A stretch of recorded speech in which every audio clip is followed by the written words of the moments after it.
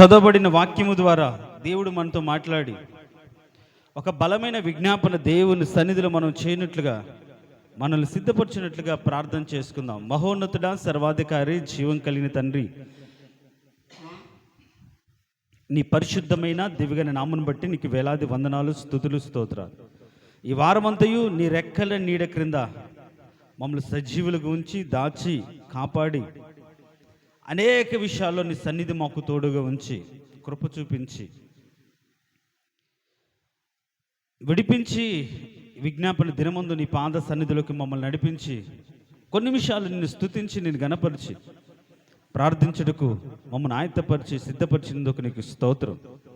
వచ్చిన ప్రతి ఒక్క బిడ్డను ప్రభా నీ ఆత్మ బలంతో నింపి నీ చిత్తానుసారమైన ప్రార్థన చేయుటకు పురుకొల్పమని కోరుకుంటున్నాం.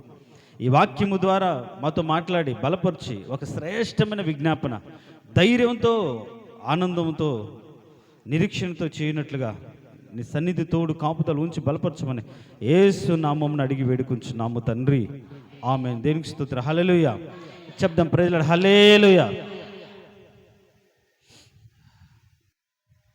ఈరోజు మనం చెప్పుకోవాలనుకుంటున్నటువంటి వాక్యం యొక్క ఆ సబ్జెక్ట్ యొక్క టైటిల్ ఏమి అని అనుకుంటున్నానంటే, సమయానికి ప్రత్యక్షమయ్యే దేవుడు. దేవునికి స్తోత్రం. హల్లెలూయా. ఏంటంట? సమయానికి. ఆయన తగిన కాలమందు అనే మాట అనేక సార్లు వినింటాం. అది మనకు కాదు, అంటే అనుభవిస్తున్న వారికి, జరుగుతున్న వారికి ఇదైతే బాగుండు, ఇప్పుడైతే బాగుండు అని ఆలోచన పడుతూ ఉంటాం. కానీ దేవుడికి తెలుసు ఏ టైంలో, ఏ విధంగా, ఎప్పుడు, ఎలా ప్రత్యక్షం అవ్వాలో, విడిపించాలో, వారిని కాపాడాలో ఆయన ఆ టైంలో సమయానికి మాత్రం ప్రత్యక్షమయ్యే దేవుడు. దేవునికి స్తోత్రం. హల్లెలూయా. అది శ్రమలు కావచ్చు, ఇరుకులు కావచ్చు, ఇబ్బందులు కావచ్చు. ఒకవేళ ఆలస్యం చేశాడా, మన అప్పచెప్పుకొని అప్పగించుకొని దేవుడు అలా ఎందుకు వదిలిపెట్టాడు, దేవుని యొక్క ప్రసన్నత, దేవుని కార్యం ఎందుకు జరగలేదో, ఇంకేం దేవుడు అని బాధపడకుండా నువ్వు సమయానికి ప్రత్యక్షమయ్యే దేవుడు ప్రభా. ఒకవేళ ఈ సమయానికి రాలేదు అంటే అది నీ చిత్తం, నీ చిత్తానుసారంగా ప్రతి ఒక్కరికి నాకు నేర్పని మనం దేవునికి అప్పచెప్పుకోవడమే తప్ప సౌలులాగా పరిస్థితిని చేతుల్లోకి తీసుకొని మన బ్రతుకును తల్ల క్రిందులు చేసుకోకూడదు. సమయాలు 7వ దినాన్ని వస్తానన్న తర్వాత లేట్ అయింది, ఇంకా ఓపిక పట్టలేకపోయాడు, ఒక క్షణం కూడా ఎదురు చూడలేకపోయాడు.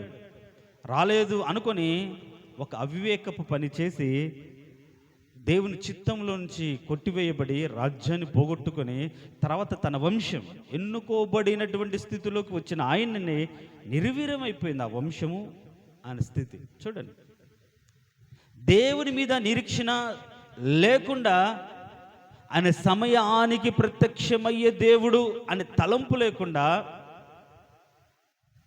ఆ టైంకి రాలేదు, భయపడి మనము ఇష్టానుసారంగా ప్రవర్తించకూడదు. ఇప్పుడు స్టెఫెను ఉన్నాడు, దేవుని నిమిత్తమే పట్టబడ్డాడు. వాళ్ళు ఒక వ్యక్తిని ఆయన మీద దైవ దూషణ చేశాడని నియమించారు, తేల్చేశారు, రాళ్లతో కొట్టారు. మళ్ళీ ఆ టైంలో వచ్చాడా? దేవుడు ప్రత్యక్షమై రాళ్ళు పడకుండా ఆపాడా? వాళ్ళు రాళ్ళతో కొట్టి చంపబడకుండా ఆపాడా? లేదు. కానీ స్టెఫెను ఏం చేశాడు చెప్పండి? తండ్రి, నీ చేతికి నా ఆత్మను అప్పచెప్తున్నాను, నువ్వు ఏ స్థితిలో నన్ను ఉంచినా సరే ఆ స్థితికి అప్పచెప్తున్నానని ఆ స్థితిలో ఎప్పుడైతే అప్పచెప్పుకున్నాడో ఆ అప్పచెప్పుకున్న స్థితిలో దేవుని యొక్క దర్శనాన్ని ఆయన చూశాడు. దేవునికి స్తోత్రం. హల్లెలూయా. ఇంకా చాలు, ఇంకా ఆయన దగ్గరికి వెళ్తాను, ఆయన చూస్తున్నాను, ఆయన రమ్మంటున్నాడు అని కొట్టే రాళ్ళు ఇంకా ఎక్కువ, ఇంకొక రాయి పడితే బాగుండు, త్వరగా ప్రాణం పోతున్నట్టుగా ఆయన ఎదురు చూసి ప్రాణం వదిలిపెట్టి దేవుని సన్నిధికి వెళ్ళాడు. చూడండి, సమయానికి ప్రత్యక్షము కాకపోతే నీవు ఆ స్థితిలో దేవునికి నమ్మకంగా అప్పచెప్పుకోవాలి, అంతే. అది ఆయన చిత్తమేమో, కానీ నీవు ఆ స్థితిని చేతిలోకి తీసుకొని ఇష్టానుసారంగా ఉండకూడదు. అందుకనే ప్రభు నామము నిమిత్తం బాధపడువారు నమ్మకమైన తన సృష్టికర్తకు తన యొక్క ఆత్మను అప్పజెప్పుకోవాలని రాయబడింది. దేవుని వలన బాధపడువారని, దేవుని చేత, దేవుని నామ నిమిత్తం, దేవుని యొక్క పని జరిగించే విషయంలో కొన్ని బాధలు, సమస్యలు వచ్చినప్పుడు అలాంటి పరిస్థితుల్లో మనము నమ్మకమైన మన దేవునికి మనల్ని అప్పచెప్పుకోవాలి తప్ప మన సొంత జ్ఞానాన్ని, సొంత తెలివిని, ఎవరో చెప్పిన సలహాలను బట్టి మనము మన జీవితాన్ని పాడు చేసుకోకూడదు. సో దేవుడు సమయానికి ప్రత్యక్షమయ్యే దేవుడు. ఫస్ట్ ఒకవేళ కాలేదు అంటే ఆ స్థితిలో నిన్ను నీవు దేవునికి అప్పచెప్పుకోవాలి. దేవునికి స్తోత్రం, హల్లెలూయా. ఇప్పుడు మనం చదివినటువంటి ఈ కాంటెక్స్ట్లో సంఘము శ్రమల ద్వారా వెళ్తుంది. శ్రమ విస్తరించిన దాన్ని బట్టి సంఘం చెదురైపోయింది. వాస్తవానికి మీరు భూదిగంతముల వరకు మీరు సాక్షులై ఉంటారంటే అందరూ యెరూషలేములోనే ఏం చేశారు? ప్రార్థనలు, మందిరాలు విస్తరించబడి విస్తారంగా చేర్చబడుతుంటే దేవుడు ఉన్నతమైన కృపనిచ్చాడని అక్కడే ఆ పట్టణంలోనే వాళ్ళు పరిచర్య చేస్తుంటే దేవుడు ఏం చేశాడు? తన నామ మహిమార్థమై వాళ్ళు చెదరగొట్టాడు. హింస కలిగింది, ఆటంకాలు ఏర్పడ్డాయి, రకరకాల సమస్యలు వచ్చాయి. చెదిరిపోయిన వారందరూ కూడా ఇప్పుడు దేవుని నామాన్ని ప్రకటిస్తూ ఉన్నారు. సంఘానికి ఒక భయం ఏర్పడింది. అంటే సంఘం ఒక భయం గుప్పిట్లో ఉంది. విరోధమైన పత్రికలే వచ్చాయి. మీరు ఆ నామాన్ని ప్రకటించకూడదు. ఏంటంట? ఆ నామాన్ని ప్రకటించకూడదు. అయితే వాళ్ళు తీసుకున్న తీర్మానం ఎంత గొప్పదో చూడండి మీరు. కానీ అపోస్తుల కార్యములు 5వ అధ్యాయం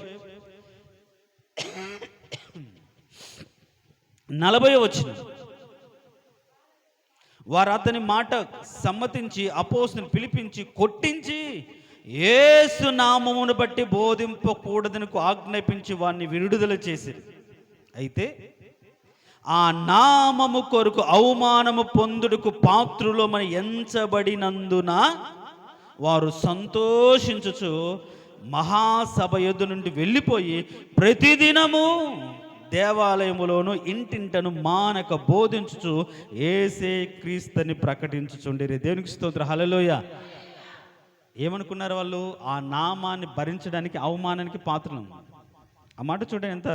ఆ నామము కొరకు అవమానం పొందుటకు పాత్రలము. మనమైతే ఆ నామాన్ని బట్టి ఘనత పొందడానికి, ఆ నామాన్ని బట్టి బాగుపడ్డానికి, ఆ నామాన్ని బట్టి ఆశీర్వదించబడ్డామని చెప్పుకోవడానికి పాత్రులకు ఎంచుకొని ఉంటాం. కానీ ఆది సంఘం మాత్రం యేసుక్రీస్తు నామము కొరకు అవమానపరచబడ్డానికి కూడా భయపడకుండా అందుకే పిలువబడ్డాం. అందుకే అదే మా స్థితి, అదే మాకు ధన్యతని వాళ్ళు భయపడకుండా పాత్రులు తమ్మును తాము అవమానం కోసమే మేము పిలువబడ్డామని నిర్ణయించుకొని తిరిగి వాళ్ళు కొట్టినా సరే, హెచ్చరించినా సరే ఆ నామం మీరు ప్రకటించకూడదు, ఆ నామాన్ని బట్టి బోధించకూడదు అంటే అదే కదా ఉన్నతమైన నామం అని వాళ్ళు చూడండి. 11 మందిగా ప్రారంభించబడినటువంటి సంఘం ఈరోజు కొన్ని వందల కోట్ల మందికి పోయింది. కారణం ఏంటి? ఆ నామం కోసం వారు పడిన ప్రయాస దేవుడు ఒక్కొక్కరి జీవితాలు క్రియేట్ చేశాడు. దేవునికి స్తోత్రం, హల్లెలూయా. చూడండి, అలాంటి ఉన్నతమైన స్థితిలో ఇంకా శ్రమ సంభవించి ఇంక స్టెఫెన్ చంపించేశారు. స్టెఫెన్ యొక్క చావును సౌలు సమ్మతించాడు. ఇలా కాదు, క్రైస్తవులందరినీ కూడా హింసించడానికి నాకు ఒక రైట్ కావాలని ఈయన దమస్సు దగ్గరికి వెళ్ళాడు. ప్రధాన యాజకుల దగ్గర నుంచి ఒక పర్మిషన్ కోసం తీసుకోవడానికి వెళ్తూ ఉన్నాడు. గమనించండి, శ్రమ ఇంకా పెరిగిపోతున్నది. బైబిల్ కూడా ఉంటుంది ఏమనంటే మనము తట్టుకోగలిగినంత శ్రమ మనకి అనుమతిస్తారు తప్ప అంతకు మించి ఉండదు. కాకపోతే మనమే కంపారిజన్ చేసుకొని వాళ్ళకు వీళ్ళకి శ్రమ లేవేమో, ఇంత భారం లేదేమో, ఇంత కష్టం లేదేమో అనుకుంటారు. దాని గురించి ఒక భక్తుడు ఒక చిన్న స్టోరీ రాస్తాడు. ఒక వ్యక్తికి అతని వీపు మీద ఎంతో బరువు ఉండేది.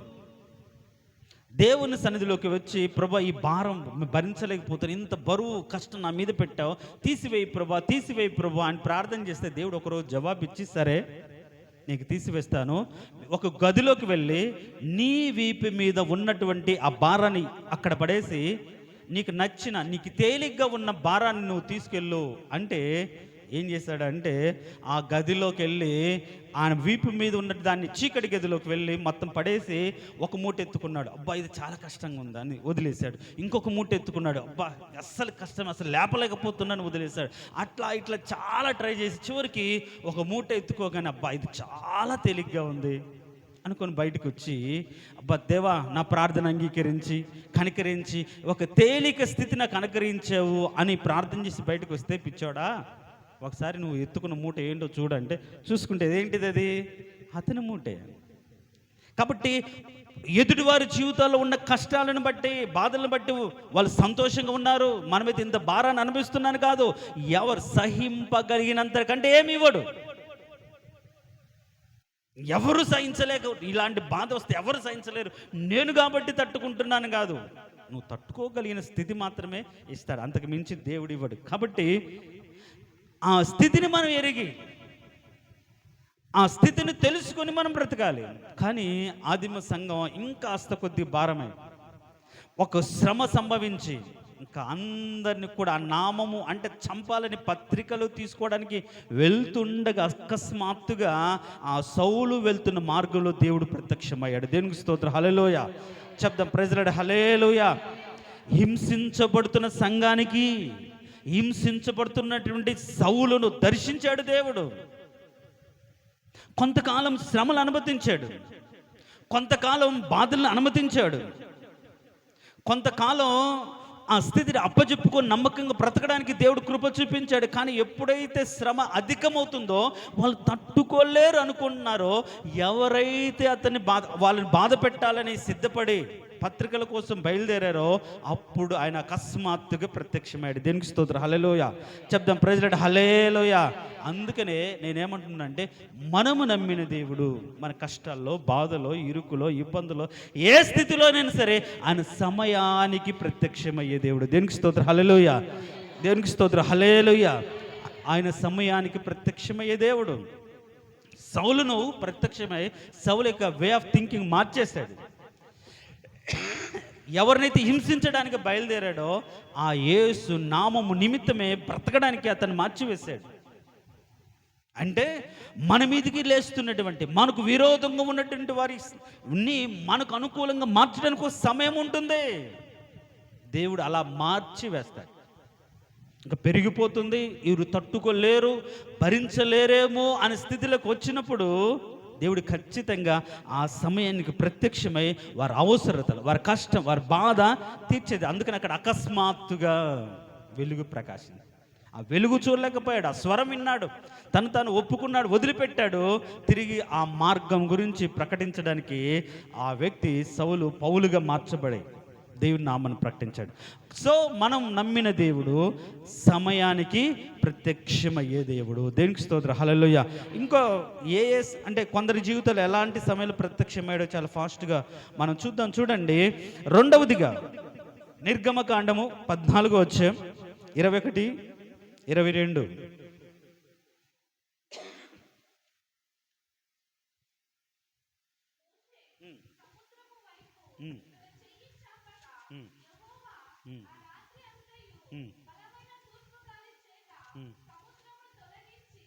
పంతొమ్మిది వచ్చిన చదువమ్మా. ఇశ్రాయేలీయుల ఎదుట సమూహమునకు ముందుగా నడిచిన దేవదూత వారు ఎనుకకు పోయి వారిని వెంబడించెను. దేవునికి స్తోత్రం, హల్లెలూయా. చూడండి, వీళ్ళు విడిపించబడ్డారు, కానీ విడిపించబడినా సరే శత్రువు అయితే తరమటం మానలేదు. మారు మనసు పొంది బాప్తీసం తీసుకున్నాం, దేవుడు అంతే మంచి జరుగుతు అనుకోమాకండి. అలా తీసుకున్న తర్వాత కూడా శత్రువు ఏ విధంగా అయినా సరే వాడు విడిపించబడ్డాడుగా తిరిగి బంధించాలి, తిరిగి తన స్థితిలోకి తెచ్చుకోవాలని వెంటాడుతూనే ఉంటాడు.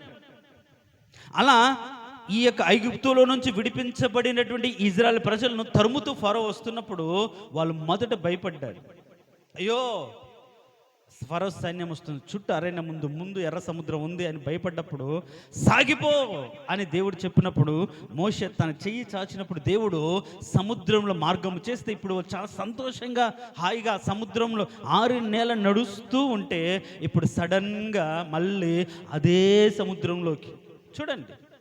దేవుని బిడ్డల కోసం ఏర్పరచబడినటువంటి ఆ మార్గంలోకి శత్రువు కూడా వచ్చాడు. అవునా కదా? ఎవరు నడవడానికి దేవుడు ఏర్పరిచాడు?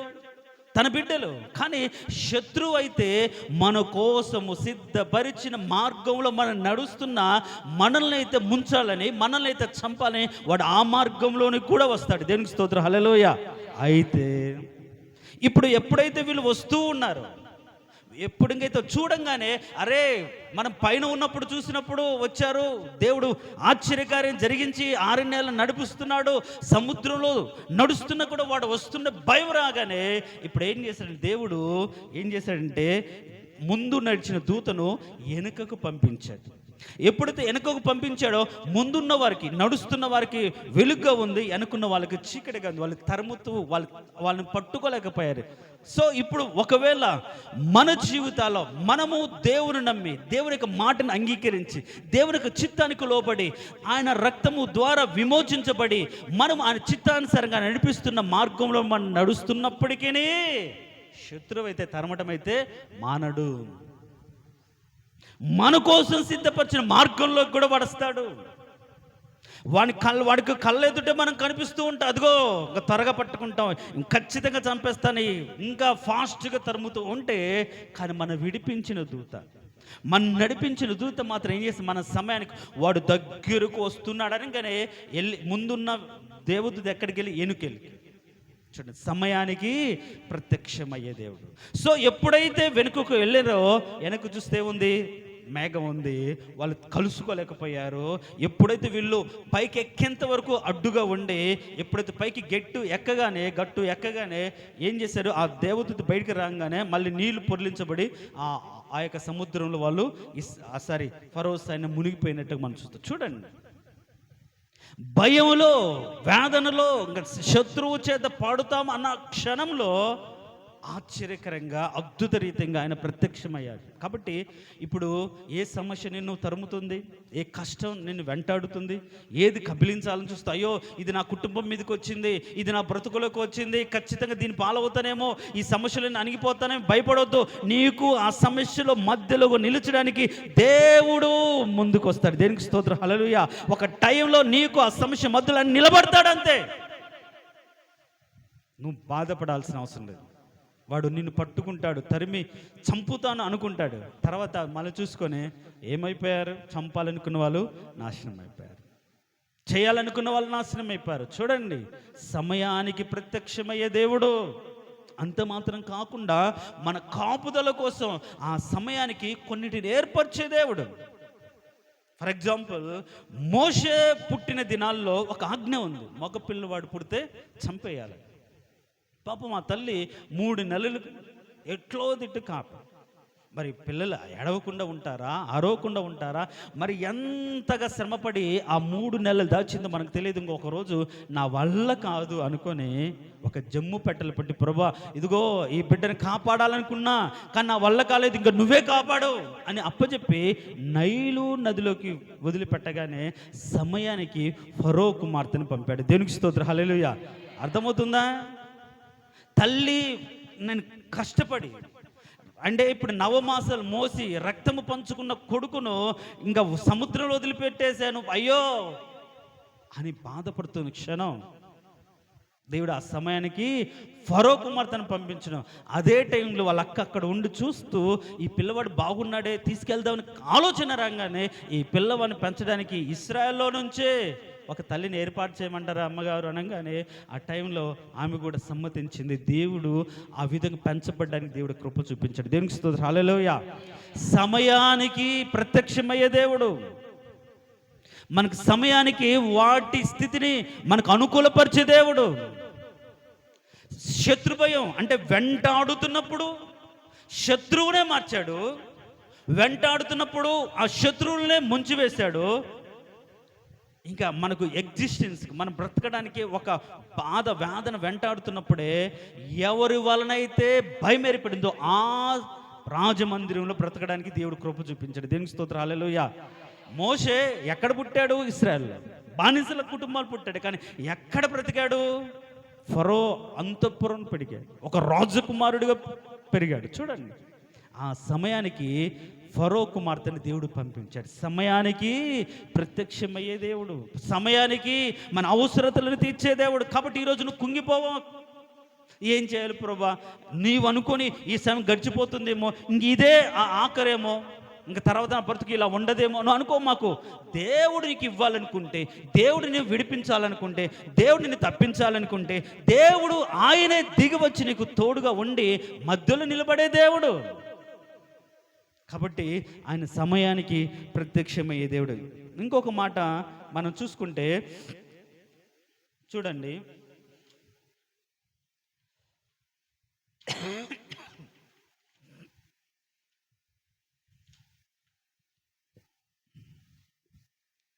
ఆదికాండం 24వ అధ్యాయం, ఆదికాండం 24వ అధ్యాయం 11వ వచనం.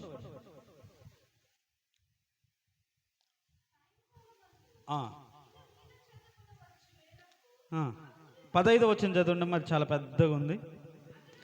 అతడు మాటలాడుట చాలింపక ముందే అబ్రహాము సహోదరుడి నాహోరు భార్యకు మిల్కా కుమారుడైన బెతూయేలుకు పుట్టిన రిబ్కా కడవ భుజం మీద పెట్టుకొని వచ్చెను. దేవునికి స్తోత్రం, హల్లెలూయా. ఎలియాజరు ఇస్సాకు కోసం, ఒక నా సంతానంలోనే, నా జనంలోనే నాకు నా కొడుకు భార్య కావాలి, అది నీ మీద పెడుతున్నాను అన్నప్పుడు ఈయన దేవునికి లోబడి, అయ్యా నువ్వే నడిపించు, నా యొక్క యజమానుని కాచిన దేవా, నడిపించిన దేవా నువ్వే నడిపించు అని దేవుడి మీద ఆధారపడి వెళ్తూ ఆయన ఒక ఆలోచన చేశాడు. నేను ఇక్కడ కూర్చుంటాను, నీ చిత్తంలో ఉన్న వ్యక్తి రావాలి, వచ్చి అమ్మా నేను నీళ్ళు అడుగుతాను, నాకు నీళ్ళు ఇవ్వడమే కాకుండా అది ఎవరైనా ఎండ పొద్దున ఉంటే ఎవరైనా ఇస్తారు. ఈరోజు నేను చోళవీడి క్యాంపెయిన్ వెళ్ళాను. అయితే తర్వాత మధ్యాహ్నం నుంచి వాళ్ళు అక్కడే ఉన్న రంగస్వామికి వెళ్ళాలనుకున్నారు అందరూ కూడా. నాకు మనసు లేదు. ఈరోజు శనివారం అక్కడ తిరునాళ చాలా జరుగుతుంది.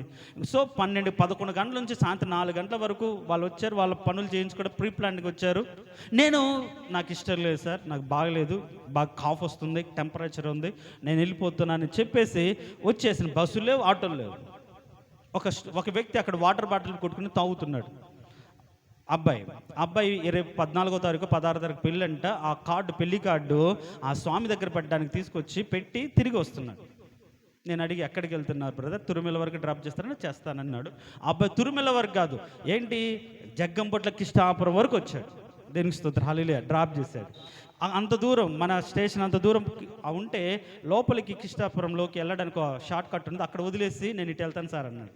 సో 12 గంటలప్పుడు వదిలిపెట్టాడు. ఎండ అక్కడ ఆ స్లోప్లో అన్ని ఫాస్ట్గా వెళ్ళిపోతారు, ఎవరు వదిలిపెడతారు అని బస్సులో ఏమి లేవు అనుకుంటాం. ప్రభా ఇంకా నీళ్లు తాగడానికి కూడా బాటిల్ లేవు, అలా వదిలిపెట్టారు. ఇద్దరు ముందు లిఫ్ట్ అడిగిన ఇవ్వలేదు. తర్వాత ఒకతను స్కూటీ మీద వస్తూ ఉన్నాడు.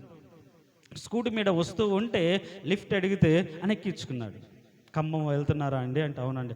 బస్ స్టాండ్కి వెళ్తారా అంటే వెళ్తాను అంది.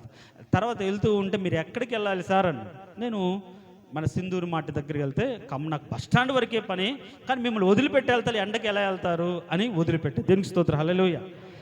సమయానికి సమకూర్చే దేవుడు.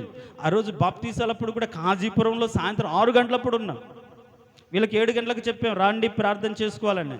సో ఎలా వస్తావు? ఒక వ్యక్తిని లిఫ్ట్ అడిగాడు, వాడు ఏం చేశారండి, తెచ్చి ఇంటి దగ్గర వదిలిపెట్టాడు. దేవునికి స్తోత్రం, హల్లెలూయా.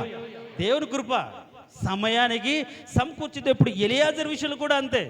అయ్యా నేను ఇట్లా అనుకుంటున్నాను, నువ్వే జరిగించాలనగానే ఆయన మాట చాలించక ముందే ఏం చేశాడు? రిబ్కా వచ్చేసింది. అడిగాడు, అమ్మ కాస్త నీళ్ళు అంటే తాగండి, అలసిపోయినట్టు, మీకే కాదు మీ ఒంటెలకు కూడా పెడతాను.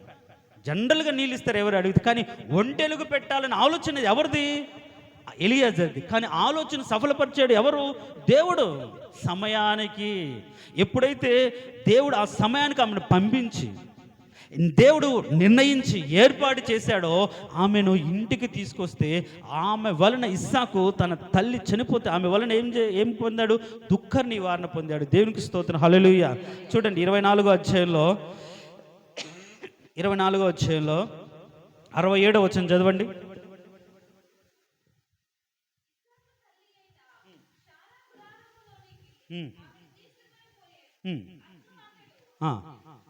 అట్లు అతడు రిబ్కాను పరిగ్రహింపగా ఆమె అతనికి భార్య అయిను.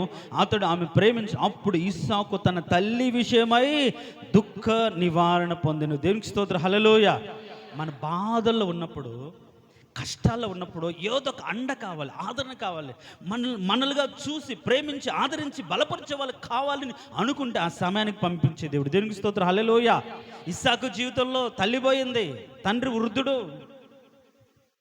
కానీ ఆ టైంలో ఎవరి వలన బలపరచబడాలి, ఎవరి వల్ల ఆదరించబడాలో తెలియని స్థితిలో ఉన్నప్పుడు దేవుడు సమయానికి రిబ్కాను పంపించాడు. ఆ రిబ్కాను కూడా సమయానికి ఎలియాజరుకు దేవుడు అప్పచెప్పాడు. మన దేవుడు సమయానికి ప్రత్యక్షమయ్యే దేవుడు, సమయానికి మన పనులు అనుకూలపరిచే దేవుడు. దుఃఖములు ఉన్నటువంటి ఆ కుటుంబానికి ఆ సమయానికి ఆదరించడానికి రిబ్కాను ఆ ఇంటికి పంపించాడు. ఆమె వలన అతడు దుఃఖ నివారణ, అంటే అంత ప్రేమను చూపించింది. తల్లిని మర్పించి ప్రేమ భార్య కనపరిచింది. దుఃఖంలో ఉన్నప్పుడు, బాధలో ఉన్నప్పుడు చూడండి, సమయానికి ప్రత్యక్షమయ్యే దేవుడు, సమయానికి ఆయన జరిగించే దేవుడు. ఇంకొక మాట చూసుకొని మనం ముగించుకుందాం. చూడండి,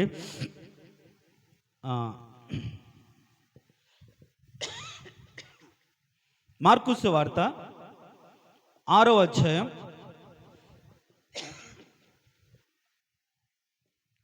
48వ వచనం. అప్పుడు వారికి గాలు ఎదురైనందున వారు మిక్కిలి కష్టపడుచుండగా ఆయన చూచి రాత్రి ఇంచుమించు 4వ జామున సముద్రం మీద నడుచుచు వారి యొద్దకు వచ్చి, దేవునికి స్తోత్రం, హల్లెలూయా. శబ్దం ప్రైజ్ లార్డ్, హల్లెలూయా. శిష్యులకు చెప్పాడు, నేను కాస్త ప్రార్థన చేసుకుని వస్తాను, మీరు వెళ్ళండి అటువైపు అన్నారు. సర్లే వస్తాడు కదా అనుకుని వీళ్ళు బయలుదేరి వెళ్ళారు. వెళ్తూ ఉంటే ఏం చేసిన, పెద్ద గాలి వేసింది, తుఫాను వచ్చింది. వాళ్ళు మునిగిపోయే స్థితిలోకి వచ్చారు. ఉవ్వెత్తున అలలు లేస్తుంటే వాళ్ళు భయపడిపోయారు.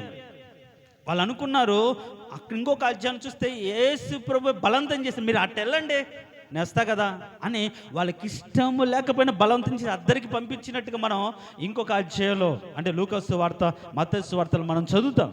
అంటే ఇప్పుడు బలవంతంగా పంపించి వేసిన తర్వాత ఎప్పుడైతే గాలి రేగిందో వాళ్ళ ఆలోచనలు ఎలా ఉన్నాయి? ఏం దేవుడు అండి, దేవుడు ఆయన అనేక క్రియలు జరిగి ఆయన ఉంటే బాగుండేది కదా, కానీ నిర్దాక్షిణ్యంగా పంపించి వేశాడు. నడి సముద్రంలో వచ్చావు, నడి జామ అయ్యింది, ఈ టైంలో వర్షం మొదలైంది, తుఫాను రేసింది, గాలి మొదలైంది అని భయపడుతూ మునిగిపోయే స్థితిలో వచ్చి అల్లాడిపోతూ ఉన్నప్పుడు ఆయన చూసి, దేవునికి స్తోత్రం, హల్లెలూయా. చూడండి ఆ మాట ఎంత బాగుంటుందో చూడండి. సాయంకాలం అయినప్పుడు దోణి సముద్రం మధ్య ఉండెను, ఆయన ఒంటరిగా మెట్టను ఉండెను. అప్పుడు వారి గాలి ఎదురైనందున దోణి నడిపించుటలో వారి మిక్కిలి కష్టపడుచుండగా ఆయన చూచి అని. అంటే మనం కష్టపడేది ఆయన చూస్తున్నాడు. మనం బ్రతికే విషయంలో ఎంత వేదన పడుతున్నామో, ఎంత కష్టపడుతున్నామో, ఎంత ఆరాటపడుతూ ఆయన చూసి మన సమయానికి మునిగిపోతున్న స్థితిలో మునిగిపోకుండా ఆయన మనం చూసి మన ఎద్దుకు వచ్చే దేవుడు. దేవునికి స్తోత్రం, హల్లెలూయా. చెప్దాం, హల్లెలూయా. శిష్యుల దగ్గరికి వచ్చిన దేవుడు వచ్చి ఆయన దోణి ఎక్కగానే నిమ్మలించినట్లుగా మత్తయి సువార్తలు మనం చదువుతాం. సమయానికి వచ్చాడా లేదా చూడండి. మునిగిపోయే స్థితిలో కాపాడడానికి వచ్చాడు. ఇంకా దుఃఖ నివారణ పొందడానికి, ఆమె ఎవరి వల్ల దుఃఖ నివారణ పొందలేని స్థితిలో ఆదరించడానికి రిబ్కాను పంపాడు సమయానికి. ఆయన ఏదైనా మన అవసరానికి, మన సమయానికి చేసే దేవుడు. ఈ మాట మీరు హృదయం ఉంచుకుని, ప్రభువా అందరి విషయాలు మీరు సమయానికి చేశారు, నా జీవితంలో కూడా అయ్యా మీరు నిర్దేశించిన సమయంలో, మీరు అనుకున్న సమయంలో తగిన కాలం ముందు నీ క్రియను జరిగించండి ప్రభు అని మనం ఆయనకు లోబడాలి. ఆయన బలిష్టమైన రెక్కల నీడ క్రింద మన దీన మనసుకులై ఉండి కనిపెట్టాలి. ఆయన సమయానికి ప్రత్యక్షమయ్యే దేవుడు, సమయానికి వచ్చే దేవుడు. వీళ్ళు వేదన పడుతున్నారు, దుఃఖపడుతున్నారు, అది ఆ దోణి నడిపించడానికి కష్టపడుతున్నారు. అలాంటి టైంలో ఆయనే ఆ నీళ్ళ మీద నడుచుకుంటూ వచ్చి, ఇంకా పేతురుకైతే నడవడానికి శక్తినిచ్చి బలముని ఇచ్చిన దేవుడు. చూడండి, నువ్వే అయితే నేను వస్తానంటే రా అని ఆ నీళ్ళ మీద నడిపించడానికి శక్తినిచ్చిన దేవుడు, సమయానికి వచ్చే దేవుడు. దేవునికి స్తోత్రం, హల్లెలూయా. ఇంకా మనం చూస్తాం, షడ్రక్ మెషక్ అబేద్నెగోలను అగ్నిలో వేస్తే ఆ సమయానికి అగ్నిలోకి రాలేదా? వచ్చాడు. సింహపు బోనులో దానిలు నేస్తే సమయానికి దూతను పంపలేదా? పంపాడు.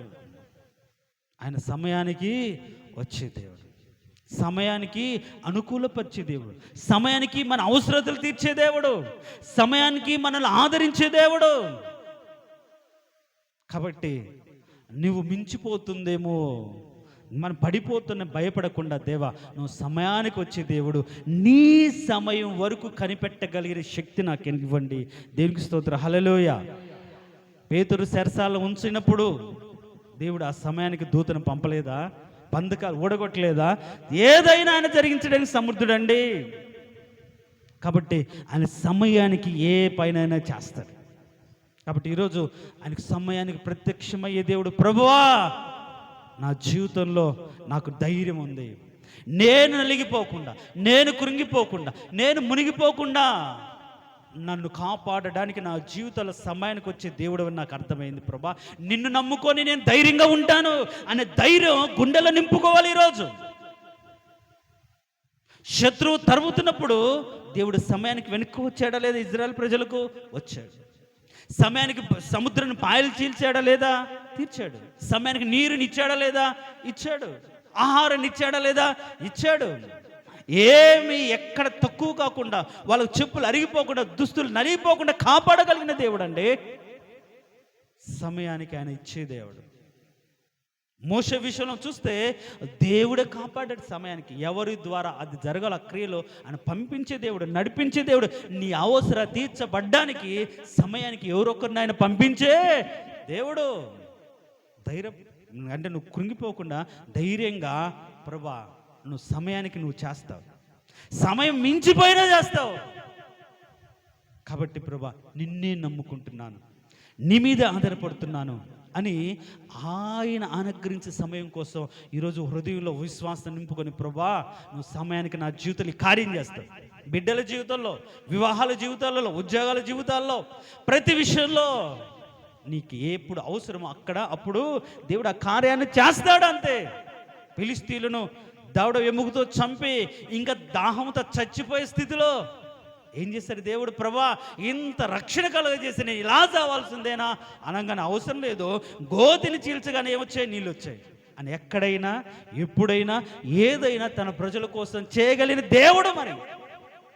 కాబట్టి ఈరోజు అన్ని సమయం మించిపోయింది, జరిగిపోయినా చేయలేదా? మారియా మార్తలు అనుకున్నారు, ఏమైంది? ఆయన ఉంటే బాగుండు, నా తమ్ముడు బతికేవాడు, ఈయన చెప్పిన ఇంకా రాలేదు, సమాధి చేయబడ్డాడు, కట్టబడ్డాడు, లోపల ఉంచబడ్డాడు, ఇంకా దేవుడు వచ్చిన ఏమి లాభం అనుకున్నారు. దేవుడు వచ్చి ఏం చేశాడు? చనిపోయిన వాడిని లేపాడు. చూడండి, సమయం మించిపోయినా నువ్వు ధైర్యంగా ఎదురు చూస్తే ఆయన కార్యాన్ని జరిగిస్తాడు. యాయీరు కుమార్తె ప్రాణం పోయింది, అందరు అన్నారు ఇంకా ఎందుకయ్యా బోధకుని బాధపడతాం, చనిపోయింది ఏదో చనిపోయింది, వదిలేయలే అంటే లేదు, నువ్వు నమ్మకం ఉంచు అనగానే, నమ్మకం ఉండగానే ఆయన వచ్చి ఆ చిన్నదాన్ని చేపట్టుకోగానే పోయిన ప్రాణం తిరిగి వచ్చింది. చూడండి, దేవునికి స్తోత్రం, హల్లెలూయా. సమయము మించిపోయినా సరే నీ నమ్మకాన్ని బట్టి దేవుడు నీ జీవితంలో కార్యాన్ని జరిగిస్తాడు. పోయిన దాన్ని తిరిగి సంపాదించుకుంటావు. ఆయన సమయానికి ప్రత్యక్షమయ్యే దేవుడు. ఒకవేళ సమయం మించిపోయినా సరే నీకు నమ్మకం ఉంటే తిరిగి అది ఇవ్వగలిగిన దేవుడు. అయ్యా నువ్వు ఉంటే నా తమ్ముడు చావకుండా ఇప్పుడు వచ్చాడు, తిరిగి ఇచ్చాడు.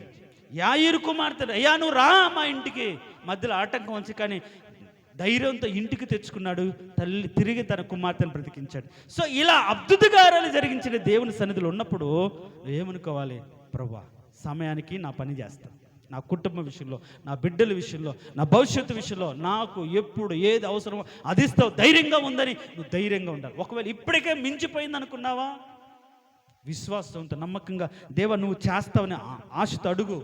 కార్యం జరిగిస్తాడు. కాబట్టి ఈరోజు సమయానికి ప్రత్యక్షమయ్యే దేవుని యొక్క క్రియలేంటో మనం ఎరిగి ఆ క్రియలను మనం తలపోసుకుంటూ ధైర్యంగా మనము ప్రార్థన చేద్దాం. తలలు వంచండి.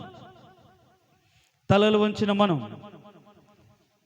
సంఘం హింసించబడుతున్నప్పుడు, ఉధృతమైన ఘర్షణలు, మత ఘర్షణలు రేపి భయంకర పరిస్థితులు రేగినప్పుడు సంఘ క్షేమాని కోసం సమయానికి సౌలును అడ్డుకొని సౌలును మార్చిన దేవుడు. ప్రపంచ పరిస్థితులు మారిపోయి యుద్ధ వాతావరణంలో మనం భయముతో ఉంటున్న ఈ స్థితిలో మనకు అవసరమైతే మన సమయానికి మన జీవితంలో ఆయన క్రియ జరిగించడానికి మన మధ్యలోకి రాబోతున్న దేవుడని నమ్మకంతో, నిరీక్షణతో మనము ధైర్యంతో ప్రార్థన చేయాలి. నీ అవసరత తీర్చడానికి సమయానికి ఎవరో ఒకరిని సమకూరుస్తాడు. పెంచడానికి కష్టమైనప్పుడు మోషేను పెంచడానికి ఆ సమయానికి ఫరో కుమార్తె ఏర్పరిచినట్టుగా నీ అవసరత తీర్చడానికి దేవుడు ఎవరొకరిని ఏర్పరుస్తారు. దిగులు పడ మాకు అని కార్యాన్ని నువ్వు నిశ్చయంగా నువ్వు చూస్తావు. కష్టమైపోయి గాలి తుఫాన్ ఎదురై నీ నావును, నీ సంసారాన్ని, నీ కుటుంబాన్ని నడిపించలేకపోతూ అయ్యో ఈ గాలికి, ఈ శ్రమకు నా కుటుంబం మునిగిపోతుందేమో, ఆ స్థితిని చూసి నీ ఎద్దుకు నడిచి వచ్చే దేవుడు, ఆయన సమయానికి వచ్చే దేవుడు, సమయానికి ప్రత్యక్షమయ్యే దేవుడు. నీ సమయానికి నీ అవసరం తీయడానికి, నీ కుటుంబంలోకి, నీ జీవితంలోకి, నీ పరిస్థితుల్లోకి, నీ సమస్యల్లోకి వచ్చి తీర్చడానికి వచ్చే దేవుడని ధైర్యంగా నమ్మి ఈరోజు అయ్యా నువ్వు సమయానికి ప్రత్యక్షమయ్యే దేవుడు అయ్యా, చాలు నాకు ప్రత్యక్షమవుతావు, నన్ను బలపరుస్తావు, నన్ను దీవిస్తావు, నన్ను ఆశీర్వదిస్తావు, నన్ను విడిపిస్తావు, నాకు తోడుగా ఉంటావు అనే ధైర్యంతో మనం ప్రార్థన చేయాలి. ప్రార్థన చేసుకుందాం.